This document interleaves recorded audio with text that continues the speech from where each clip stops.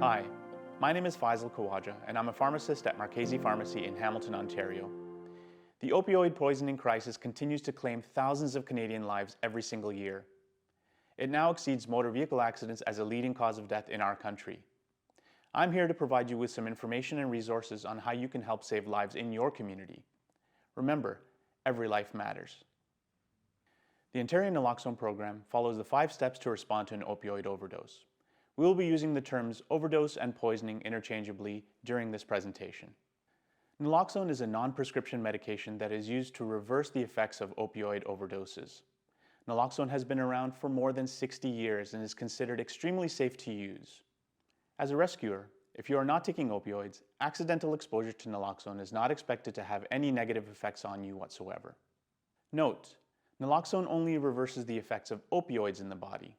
It has no effect on overdoses caused by alcohol, benzodiazepines, crystal meth, or cocaine, for example. If you encounter a situation where you suspect an opioid poisoning, you should observe the following steps established by the Ministry of Health. Step 1. Shout their name, if you know it, and shake their shoulders. In other words, try to stimulate the victim to see if they are able to respond. If they are hard to awaken or not waking up at all, you should look for the following additional signs that might indicate an opioid overdose. 1. Their breathing might be shallow or labored or stopped altogether. 2. Their lips or fingernail beds might appear blue or purplish, showing that lack of oxygen. 3. Their skin might feel cold or clammy to the touch. 4. Their pupils, which is the dark part in the middle of the eye, might appear tiny. Tiny or pinpoint pupils are a sign of opioid use. And 5. Their body might be extremely limp. Note, it's important to know that you do not need to check for a pulse in order to give naloxone to a victim. If you notice any one or more of the signs that I just mentioned, you might consider that the victim is experiencing an opioid overdose, and then you will proceed to step 2. So step 2 is to call 911. Now you may be eager to administer naloxone to the victim because you feel that there's an emergency, but you should call 911 first. And there are many reasons for this. First of all, the paramedics have additional naloxone. They have oxygen. They have special training. They can transport the victim to the hospital. And fundamentally, reversal using naloxone is temporary. Depending on how long it takes for help to arrive, the victim could succumb again. So you want help to be on its way without delay. Also, the 911 operator might have guidance for you and help you to calm down if you might be freaking out. So make sure you call 911. If you have to leave the victim, you can do so. Ideally, you'll put them in the recovery position, which we'll talk about at the end. If there's someone else present that you can instruct to call 911, that's even better, which allows you to return to the victim that much more quickly. Once you know that help is on its way, you can proceed to step 3, which is to give naloxone. All of Marchese Healthcare's naloxone kits are prepared right here in Hamilton, Ontario. All of our injectable kits are found in black cases, and all of our nasal spray kits are found in blue cases. Injectable naloxone has several advantages. 1. It's been shown to be stable after freezing and thawing. Also, after being exposed to temperatures as high as 80 degrees Celsius and being cooled to body temperature, it's still stable. Secondly, it is predictably absorbed 100%, which is not the case necessarily for the nasal spray. Number 3, it may be safer to be used in neonates or infants and pregnant women than the nasal spray version. And 4, it is a fraction of the cost currently of the nasal spray. Because this is a publicly funded program and our tax dollars are paying for this intervention, we can stretch our tax dollars a lot further if we're willing to use the injectable form. Yes, it's true, the injectable form is a little bit more difficult to handle than the nasal spray. But I'm going to show you a rock-solid technique that will make it easy for you and you'll be very comfortable handling the syringe. All of Marchese's injectable naloxone kits contain 2 doses of naloxone, 2 safety syringes, a CPR face shield with a one-way valve, 2 alcohol swabs, a 5-step reminder card, and a signs and symptoms card, in addition to a pair of non-latex nitrile gloves. Start by putting on your gloves. Then identify where you want to perform the injection on the victim. The 2 choices you have are The deltoid muscle, which is in the upper arm, the same place you would receive your flu shot or your COVID shot, or the outer thigh, the same place you might administer an EpiPen or an epinephrine injection. The choice is up to you. It doesn't really matter, and you don't need to necessarily remove the victim's clothing in order to perform the injection. Make sure there's no keys or wallet or hard material in their pockets or any embroidered emblem on their sleeve that might impede the needle's progress. Otherwise, the needle should go through clothing just fine. You don't need to remove the victim's clothing in order to administer the injection. Next, take 1 vial of naloxone out of the bag and pop off the top. Then take one of the safety syringes and peel it open. Using the plunger, draw 1 cc of air into the syringe. The upper black ring should line up with the 1 on the syringe. Then, holding the syringe like a dart, carefully uncap the syringe. Then, holding the vial in one hand, take the tip of the needle and carefully insert it into the middle of the rubber port on the top of the vial.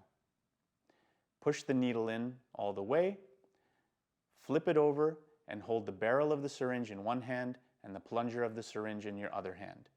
The needle should just be at the very bottom of the vial neck above the syringe. Push the plunger all the way up so that the air enters the vial. Then pull the plunger down, drawing the liquid back into the syringe. Repeat this process of pushing up the air, pulling out the liquid, pushing up the air, pulling out the liquid, until all of the liquid has emptied out of the vial and is in the barrel of the syringe. Make sure the tip of the needle is as low as it can be in the neck of the vial. This will help to ensure that all of the liquid is drawn out. Don't spend a lot of time taking every last drop out. As long as you've got the majority of it, you're good. Then, carefully remove the syringe with a deliberate motion, separating it from the vial. Set the vial aside. Holding the syringe perfectly vertical, with the needle tip pointed up, push any air that's in the syringe out until there's only liquid remaining inside. At this point, there might be tiny bubbles stuck at the bottom of the syringe. Then use your finger to flick the syringe so that the tiny bubbles at the bottom rise to the top. Pull down and then push up so that all the bubbles leave the syringe and there's no more air left inside, making sure there's only liquid inside the syringe. Don't spend a lot of time getting out every last bubble. Tiny champagne bubbles are fine. We're going to be injecting into a muscle, and little bubbles like that don't make any difference. To locate the deltoid muscle, place your first finger on the end of your shoulder bone. There should be a little groove there. Place your second finger beside that and your third finger beside that. That represents the upper part of the deltoid muscle. There or just below it is a perfect spot for you to administer the naloxone injection. Alternatively, because the deltoid muscle is in the shape of a triangle, you can use your fingers in a V and press it against the upper arm of the victim. That might help you display where that triangle muscle is. Then just put your needle right into the middle of that. Ideally, you use the thumb of your non-syringe hand to slightly stretch the skin above the muscle. Then insert the needle and push in the injection. Now we're pretending this is the muscle. Okay, then the needle goes in all the way. All right? And then with the thumb on the plunger, we're going to push that liquid in. At the very end, we're going to give an extra push with our thumb, which retracts the needle inside of the syringe. Because the needle has retracted into the center of the syringe, now you nor anyone else is going to be exposed to anything that the victim had inside of their body. Massage the naloxone into the arm and then count for 10 seconds. If you choose the thigh muscle instead, locate the top of the muscle just at the groin and the bottom of the muscle just above the kneecap. Divide that muscle into roughly equal thirds. The middle third is where you want to give the injection, just on the slightly outer aspect, the same place you would give an EpiPen. In the case of intranasal naloxone, all of Marchese's nasal spray kits are found in blue cases to readily distinguish them from the injectables. Inside, there are 2 doses of nasal spray. Take one out, peel off the foil, and remove the insert. Take out the device and hold it in your fingers. Fingers on either side, thumb on the bottom. Remember, there's a single dose in there. This is not like any other nasal spray where you have to prime it or get it ready or test it. Do not test it, you will lose the dose. Insert the nozzle fully into the victim's nostril, such that your fingers touch their nostril, and then give a firm, quick push on the plunger, which will deliver the nasal spray dose into the victim's nasal passage. Then, the same way as you would for the injectable, you will observe the victim for 10 seconds and look for signs of recovery. If the victim is not recovering, then you will proceed to step 4, which is to perform rescue breathing and/or chest compressions. It is understandable that in the context of a worldwide pandemic, that people might be hesitant to give rescue breaths to victims. This is why Marchese always includes a CPR face shield that possesses a one-way valve for better protection for the rescuer. When you provide your breath through that valve, nothing comes back up at you from the victim. This is a very important safety feature for the rescuer. Begin by making sure that the victim is on the ground on their back. If you have to maneuver them into this position, please do so very carefully.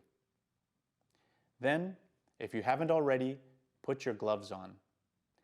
You will open up the victim's mouth, move their tongue out of the way, and using your gloved finger, swish any contents out of their mouth, whether it be food or gum or vomit. Because we're going to be giving them rescue breaths, we don't want them to choke on anything that might be in their mouth already. Open up the face shield and place it in the victim's mouth, moving their tongue out of the way. Unfold it so that it drapes over their face. Remember, the mouthpiece is for the victim, not for you, the rescuer. If you can read the writing on the face shield, you've got it the right way. So let's say for the moment that that face shield is in there. We have a different one on our mannequin. What we're going to do is we're going to tilt the victim's chin up, we're going to pinch their nostrils, then we're going to give a breath, okay? So when we see their chest rise, we let off and let their chest fall back down. And repeat.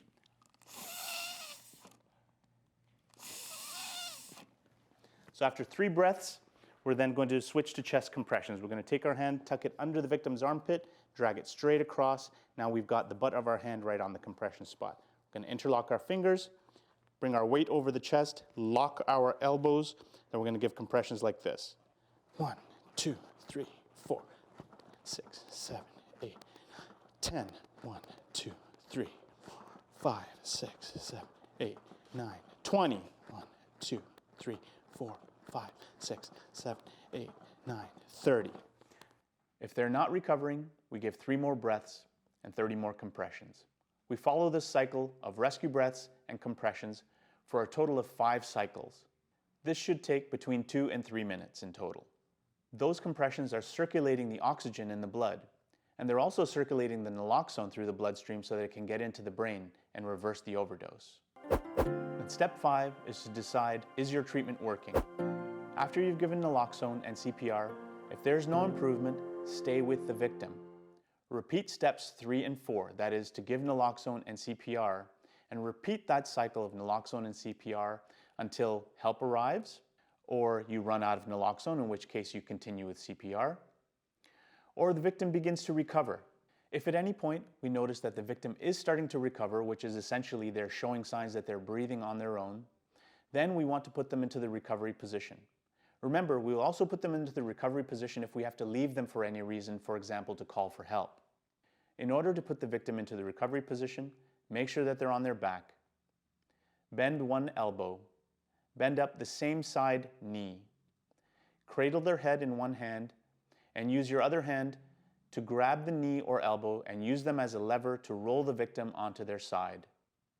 Their knee should be well draped over their side.